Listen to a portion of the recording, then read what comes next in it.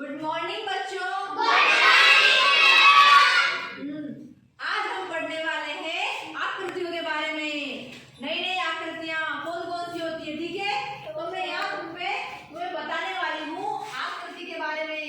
क्या तुम जानते हो आकृति के बारे में?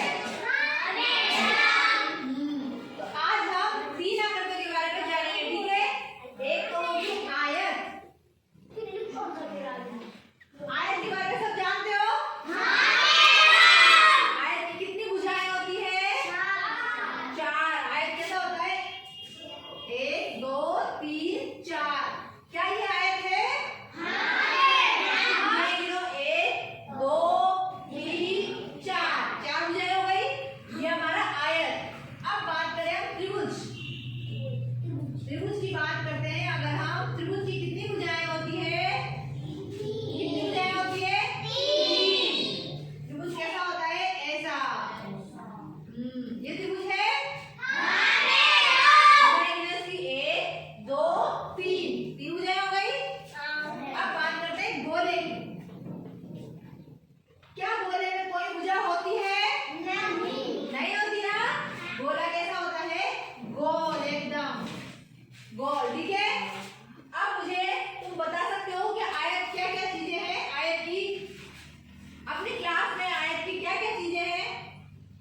बोर्ड है ना, बिल्कुल सही। जैसे बोर्ड की कितनी भुजाएं? एक ये वाली और एक ये वाली, तीसरी और चौथी, 4 भुजाएं हो गई। तो बोर्ड हमारा क्या हुआ? आयत। बोर्ड हमारा आयत हो गया। और अगर मैं बात करूं त्रिभुज की, त्रिभुज क्या हुआ हमारा? जैसे मान लो मैंने पेपर ले लिया। अगर मैं पेपर को बीच में से मोड़ देती हूँ, ये मोड़ दिया मैंने, ठीक है। अब ये हमारा क्या बन गया? बन गया। तो ये देखो सेम इसकी तरह ना, इसकी जैसे त्रिभुज आयत हमारा। जैसे मान लो ये कॉपी है। कॉपी क्या है? अगर इसको मैं सामने से देखने को बोलूं तो आयत है ना ये। और अगर मैं इसकी बात करूं, ये क्या है? इसमें एक भुजा नहीं है। हाँ, अब तुम्हें बताना है ये क्या है? आयत है ना। ये चौकोर जो मैंने फर्स्ट में लिखा है ना, आयत। समझ में आ रहा है तुम्हें आयत क्या होता है? आयत। हाँ, और एक डस्टर।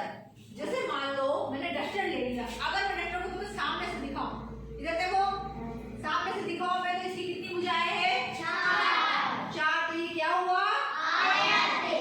आयत, ठीक है। अब मुझे अपनी कॉपी में बिना देखे बना के बताओ कि त्रिभुज बनाओ। त्रिभुज बनाओ सब। त्रिभुज कैसे बनता है देखें। त्रिभुज बनाओ सब। हाँ, बनाओ बनाओ। बना लिया? देखें